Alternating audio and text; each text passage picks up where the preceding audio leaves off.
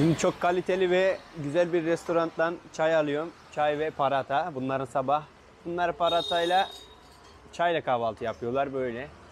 Yani çantamıza koyalım yeriz. Çay koyamayacağız, çay içeceğiz. Çok kaliteli ve güzel bir restoran. Burası Pakistan'a göre falan biraz pahalı ha. Biraz da değil yani. Hatta Pakistan'da bir çay mesela 5 TL'ye içiyordum. Burada çayı 15 TL'ye içiyorsun. Bu arada bu abimi görüyor musunuz? Sokakta birçok bunun gibi yaşayan insanlar var, evsizleri. Hatta bazı çadırlar falan var, böyle tuhaf tuhaf şeyler kurmuşlar. İnsanlar çok sokakta yaşıyorlar. Hepinize Hindistan'ın Amritsar şehrinden merhaba. Bak abim gördünüz, benim için düdük çalıyorlar. Niye? Ben geliyorum, kardeşim videoya başlıyor diye. Yani like atmayı ve beğenmeyi unutmayın diyor. Adamlar benim için düdük çalıyorlar. Amritsar'dan, Hindistan Amritsar şehrinden New Delhi'ye gidiyorum. Bir tren yolculuğu gerçekleştireceğim. Tabii tren biletini falan alabilirsek. Hindistan'ın tren yolculuğu çok meşhur dediler. Bakalım. İnşallah sağ salim gidebiliriz. Tren bilet fiyatları çok ucuz. Tren biletlerinin fiyatı çok ucuz olduğu gibi çok tehlikeli dediler. Her şeye, bütün eşyalara dikkat et dediler yani. Gasp olayı çok oluyormuş. O yüzden bakalım. Tren biletimizi aldık. Gerçekten 500 kilometre yola 160 TL falan verdim. Hem de oturma koltuğu da mevcut. Normalde var ya, bir bilet satılıyor. SL diyorlar. Yani waiting SL, ya bekleme yeri. Abi 10-20 TL'ye var ya 300-400 kilometre yol gidiyor. Ha, çok ilginç ya. Böyle bir bilet işte. Şuradan bir şeyler alalım. Bir karnımıza bir şeyler girsin yani. Yolda, çünkü 10 saat yol gideceğiz. Tamam.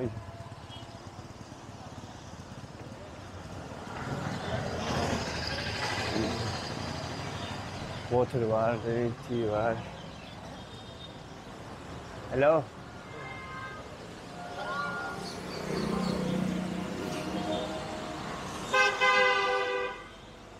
Vallahi ne yesek ki? Bazen yemek konusu gerçekten sıkıntı olabiliyor. Şimdi kahvaltımızı yaptık. Paratayla çay. Tren istasyonumuz burası. Adam bana peron kaça git dedi, anlamadım. Şu trenimizi bir bulalım.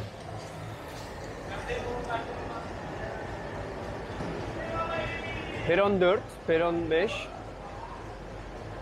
Trenler kaliteliye benziyor.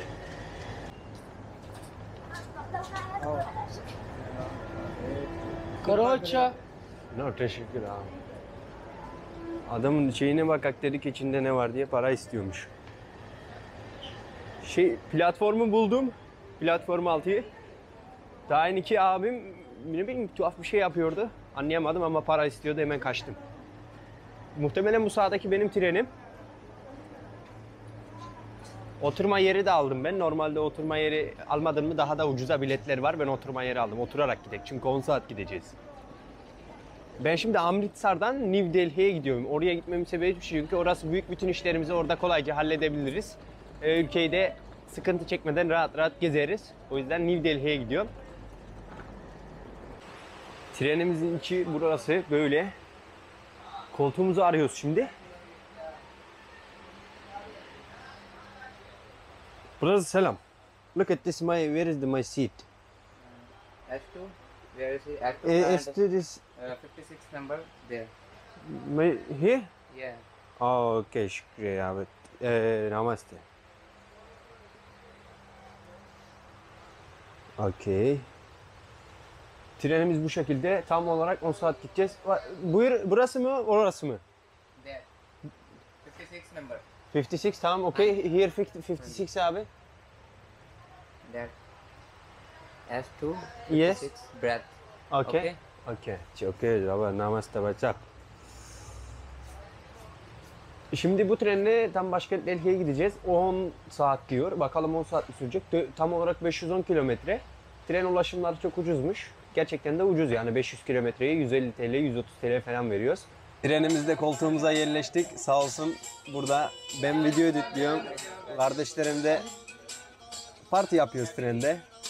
Böyle abilerim çay satıyor. Tren yolculuğumuz güzel devam ediyor. Böyle bir şekilde iyi yani. Bulunduğum yer çok rahat. Gerçekten çok kaliteli ve konforlu diyebilirim. Böyle ama lavabolar falan onların hakkında konuşmak gerekirse abi onların hakkında konuşmaya gerek yok. Çünkü inanılmaz bir pislik var. Ortamımız bir anda çok pis kalabalıklaştı. Görüyorsunuz bütün yerler doldu. Hay maşallah var ya bir sürü insan geldi bir anda o değil. Bir sürü insan bir anda geldi arkadaşlar. Benim de laptopum ve diğer malzemelerim ortadaydı. İnanılmaz bir acemilik yaptım. Ondan sonra tam toplamaya çalışırken falan ben koltuğumu aşağı taraf sanıyordum. Meğersem yukarı tarafmış. Hızlı bir şekilde inşallah bir şeyi çaldırmadan topladık diye düşünüyorum. İnşallah da öyle olmuştur ya da hiçbir şeyi çaldırmamışızdır.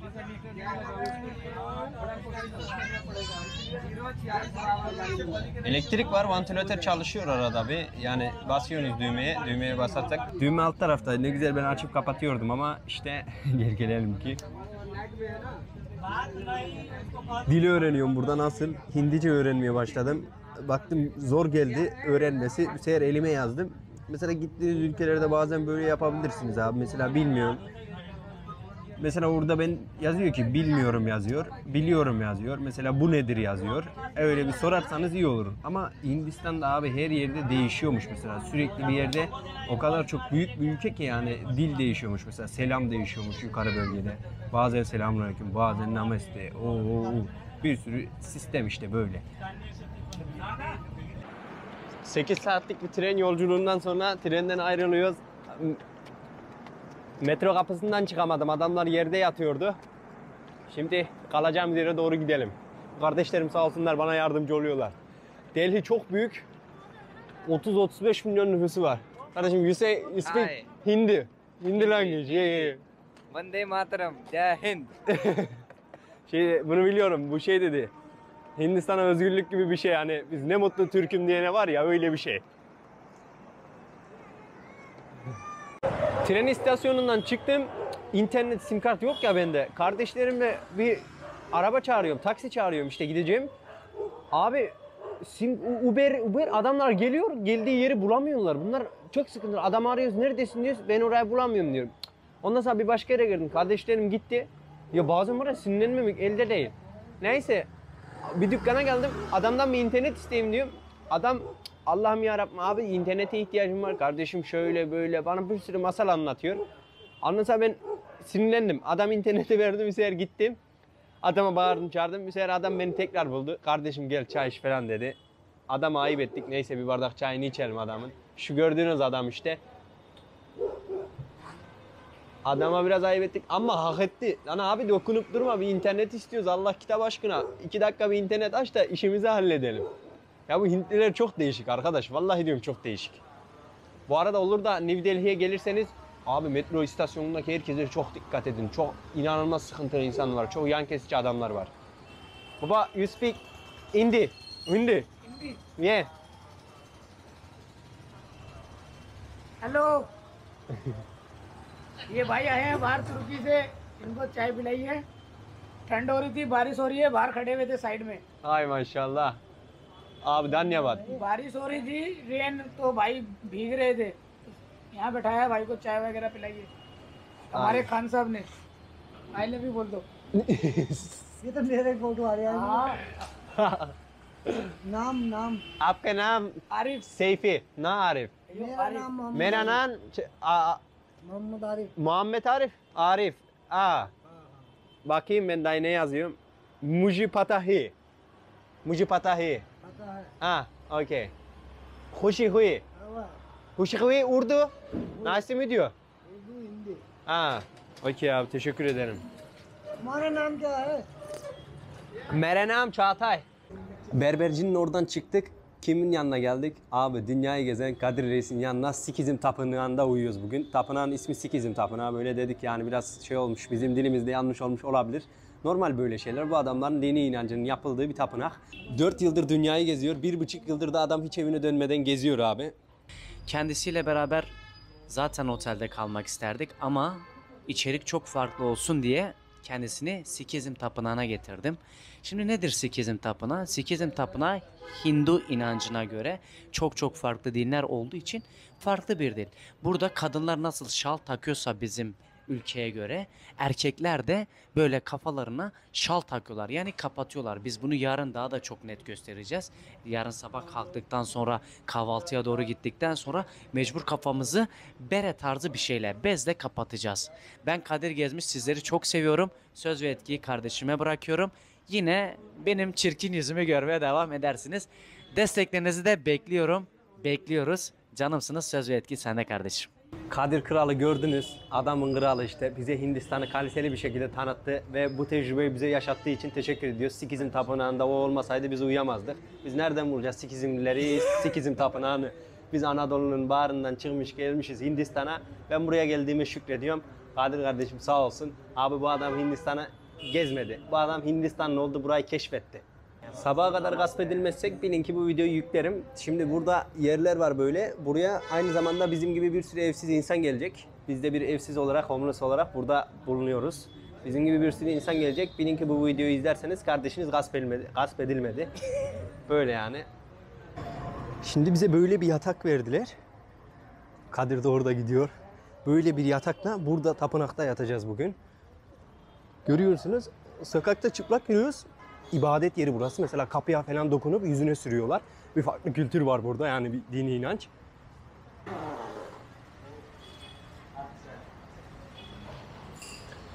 Şimdi bize özel kilitli bir yere açtılar. Herkes burada kalamıyor.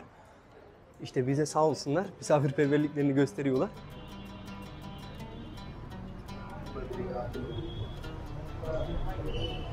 Sabah yaptık. Yemek direkt kahvaltı verdiler. Kahvaltı verdikleri gibi ben üzülürüm de ülkemizde olan şeylere üzülürüm. Camilerimizde o kadar başımıza neler geldi. Hindistan'ın bilmediğim bir şehrinde Sikizm dininde bana böyle şeyler yaptılar. Yatıracak yer verdiler. Adamlar yemek verdiler. Bir sürü şey verdiler. Hepsi karşılıksız. Hay yavrum hey. Lan var ya. Burada Sikizm tapınağı görüyorsunuz, abilerim burada dua ediyorlar. Biz bir yemek yedik, yemek verdiler. Böyle iki elini açıyorsun. Yani iki elini açıyorsun, adam sana ekmeği yani atıyor yani böyle yukarıdan. Yani bir nevi böyle Tanrı'ya ya da yaratıcıya teşekkür ederiz gibi ya da bu nimetleri verdiğiniz için gibi, öyle bir inanç yani, öyle bir farklı bir şey. Bu arada buraya başımız açık giremiyoruz. O yüzden başımı kapattım. Yani Sikizm dininde erkekler de başını kapatıyor. O yüzden biz de başımızı kapattık. Nasıl olmuş bilmiyorum ama çok karizmatik olmuşumdur. Diyor ya, ne mezhepten olursan ol, ne İslam'dan da olursan ol, hangi dinden olursan ol, tüm dinlere saygın olsun derler ya. Sikizm tapınağından ayrıldık işte. Kadir'den de ayrıldım. O yukarı bölgeye gidiyor çünkü 4-5 aydır buralarda. Ben şimdi bir pazara doğru gidiyorum. Aynı zamanda bir hostele yerleştim burada. Bir hostele yerleştim. 3-4, 5-6-7 dolar falan hostelin fiyatları. Yani ucuz hosteller. O yüzden hostelde kalıyorum çoğu zaman. Şimdi şu Aslan Dayım'dan bir Hindistan cevizi alalım. Kendimize gelelim. Tam olarak 40 TL. Çarpılmazsak. Dayı namaste. Namaste. Afiyet olsun. Indian masala Masala. Masala. Dayı ben bu ekmeğin ismini merak ediyorum. Ne bu ekmeğin ismi? Indian papad Indian papad Indian papır. Masala papad Masala papır. No, ben bir bakayım hele dayı tadına. you try Dayı bunun ismi ne? one papad every day eating is very good pumping Dayı yes Allah Allah. it's very high power body is strong İsmi ne dayı? İsmi ne? Up name? Indian papad masala papad Masala papır. Dayım vallahi dedi ki bunu yiyorsun dedi, çok güçlü oluyor. Başka yerlerinde güçlü oluyor dedi de. Indian masala papır mı dayı? हाँ ये वाटर मसाला Okay. Indian masala. Water masala Vallahi dayı.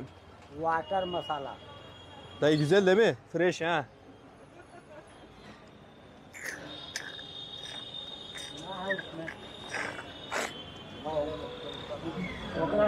Gördünüz mü? Bu 40 TL tam işte Hindistan cevizi. İlk önce suyunu içiyor, sonra da daim içini çıkartıyor, içini yiyor.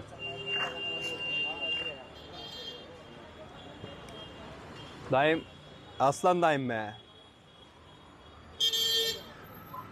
Full enjoy Indian beer, power tank, water tank. Okay, okay, okay.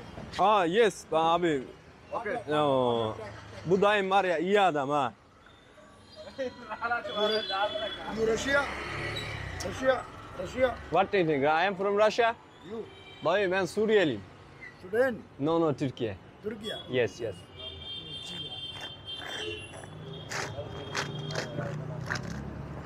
This one Argentina. Arjantin belli dayı ben bunu Football player. good person. Maradona is small. Good person. Şimdi Hindistan cevizimizin suyunu bir içelim, ondan sonra burası main pazar zaten. Böyle bir yer. İşte burası main pazar. Burası o kadar çok turistik bir yer ki yani burada hep turistler takılıyor. Hep turistler. Fiyatlar da böyle pahalı. Aslan dayım bizim şeyimizi kesti.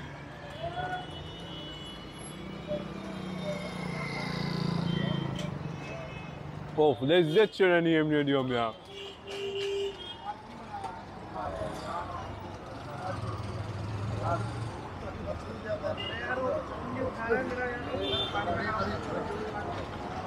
İşte dayım bu şekilde Hindistan cevizinin içini kesiyor.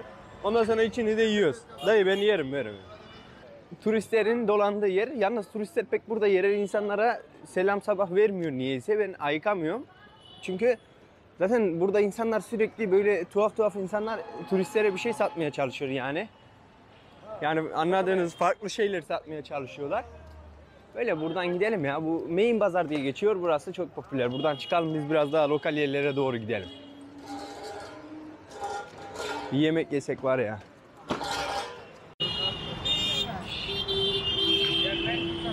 Şimdi pazarın arka tarafına geldim. Come, brother, back one. Aslan dayım be.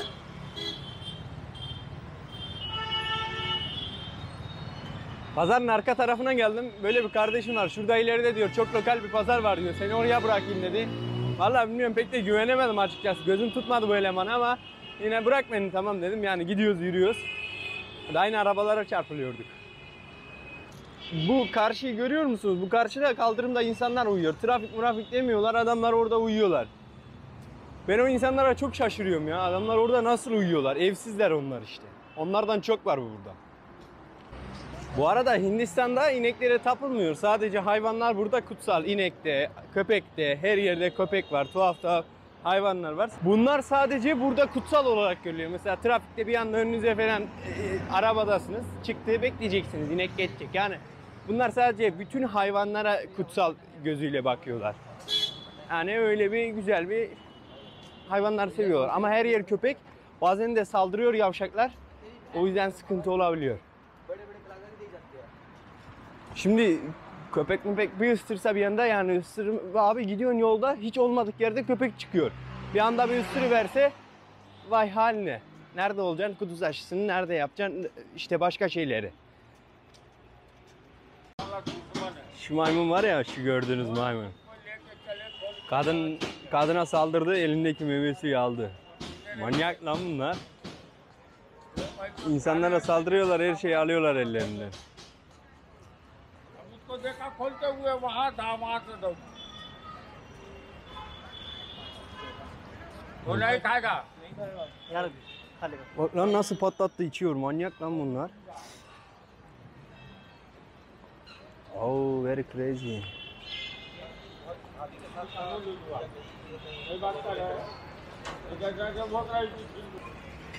Kadının eline bir saldırdı maymun. Kadın neye uğradı şaşırdı. Hemen attı zaten. Elindeki meyvesi hemen attı.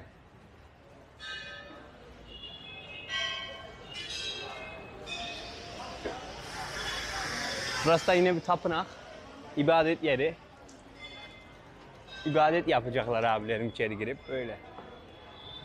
Hindistan'ın yerel bir tatlısı. Lurdu diye.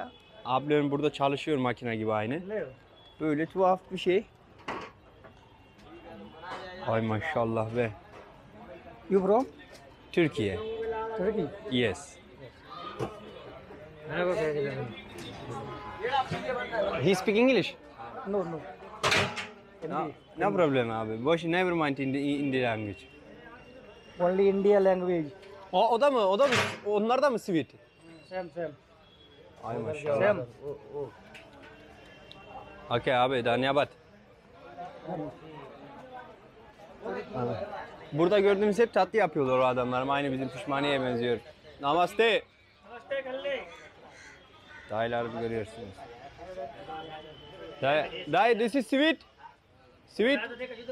Sweet.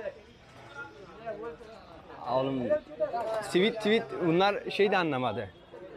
Sweet'i de anlamadı. Abi çete gibi geziyorlar, maymunlar var ya, çok tehlikeli. Var ya, elimden kamerayı alsalar alırlar ha bunlar. Saldırsalar ne biçim saldırıyorlar.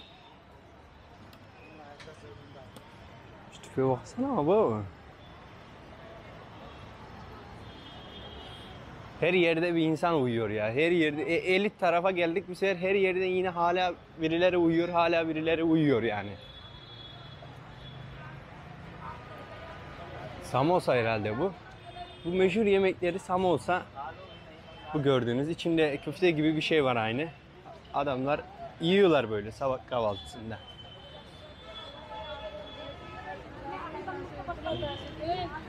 Maymunlar, kediler, köpekler.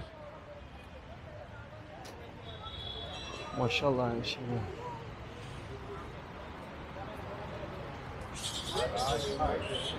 Aha, saldırdılar yine.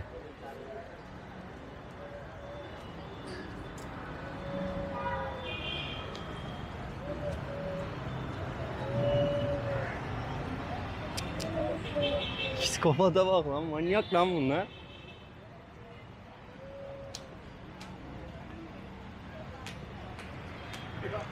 Ben korkmuyor da değilim ha, çok tehlikeliler. Bakmayın böyle durduklarına. Sonunda mamos yiyoruz.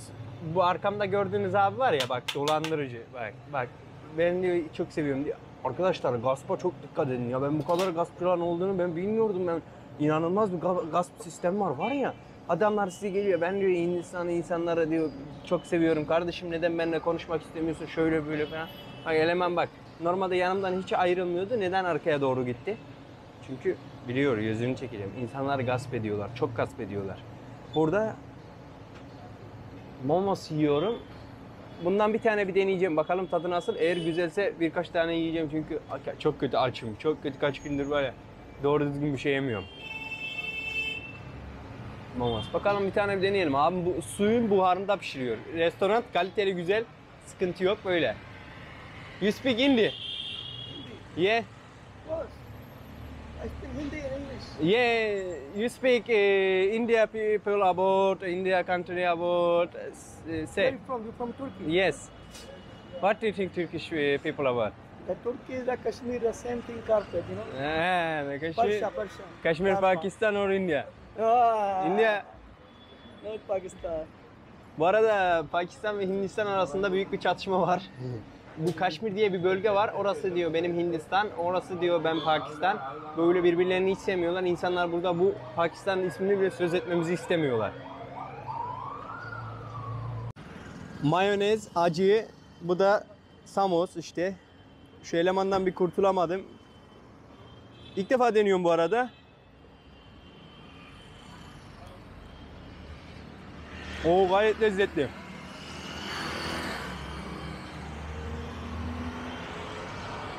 Gayet lezzetli. İçinde köfte gibi, aynı sucuk gibi bir şey var. Böyle şu elemandan bir kurtulabilsem kendimi şey hissediyorum. Kötü hissediyorum. Bu adam beni gasp ederse var ya, çok üzülüyorum.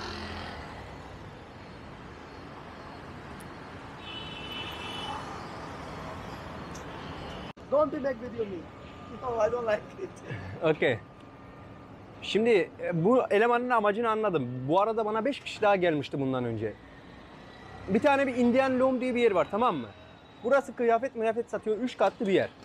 Bu adamlara para veriyor burası. Bu elemanlar burada turistik bölge olduğu için dolanıyorlar. Bu elemanlar dolanıyorlar. Nerede bir böyle benim gibi bir tuhaf adam görseler, yani turist görseler yapışıyorlar. Bunlara yapıştıktan sonra ne istiyorsun, bir şey lazım mı, şöyle lazım mı? Her şey orada var diyor. O marketin içine girdim ben. Kıyafet ve tuhaf bir şeyler var. Her gelen turisti oraya girdirmeyi başarıyorlar. Düşünün benim bile bir girdirdiler içeriye yani. Nasıl bir sistem, nasıl bir şey dönüyor tam olarak ben de anlayamadım. Normalde ben çoğu olayı kavrayan bir insanım yani basit bir şekilde bir sürü şey anlarım. Ama burada bir türlü bir tuhaf bir şey dönüyor açıkçası. Adam mesela şey dedi, benim daha yeni çektiğimde sıkıntı yoktu. Bundan bahsettikten sonra benim yüzümü çekme diyor. Mesela Mastercard'la falan işin varsa diyor o tarafa git falan diyor. Böyle bir sistem halinde. Tadını çok sevdim. Bir 5 tane daha yiyeceğim.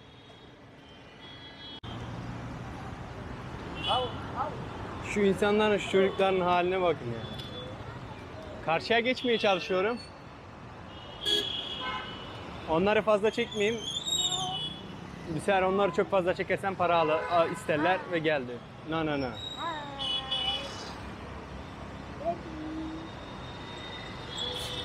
Abi şu çocukların hali harap ya. Hacı. Man no. Bir yere gitmiyorum. Anladın mı? No anywhere going to.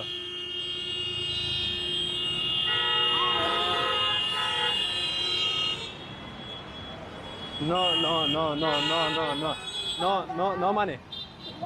No money. Be careful.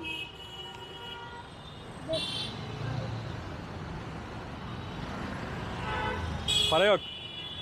No money.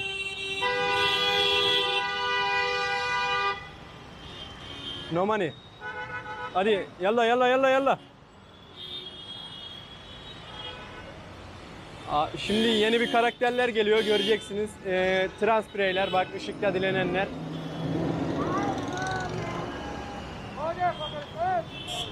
Hello.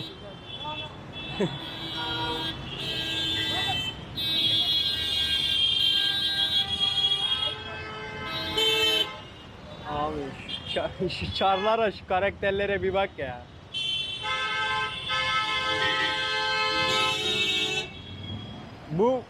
Bu arkadaki gördüğünüz sağ tarafındaki ablalar da şey yapıyor. Abla mı dedik, abi mi dedik artık her neyse.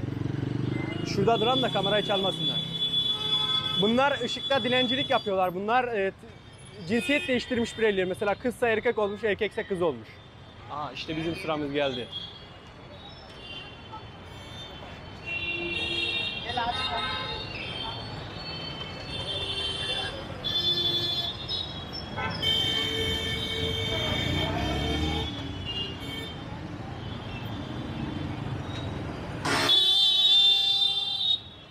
Resmen.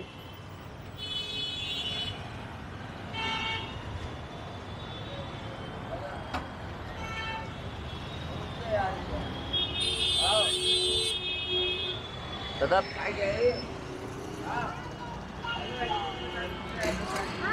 Adamı görüyor musunuz? Adam utanmasa zorla tuktuğa bindirecek beni ya. Vallahi var ya. Harbi diyorum zorla tuktuğa bindirecek adam beni.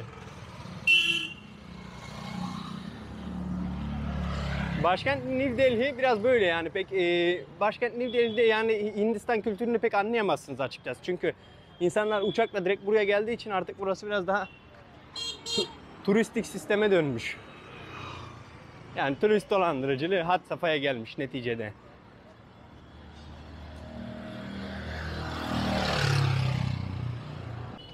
Bütün otellerin olduğu Main Pazar diye geçen yer burası. Tamamen New Delhi'de lokasyon burası işte. Burası turistik bölge. Durmadan size daha yeni bahsettiğim gibi burada da farklı insanlar yaklaşıyor ve diyor ki size şöyle böyle bir şey lazım mı, edeceğim mi falan. Ondan sonra tuhaf şeyler satmaya veya böyle aldırmanıza şey yapıyorlar.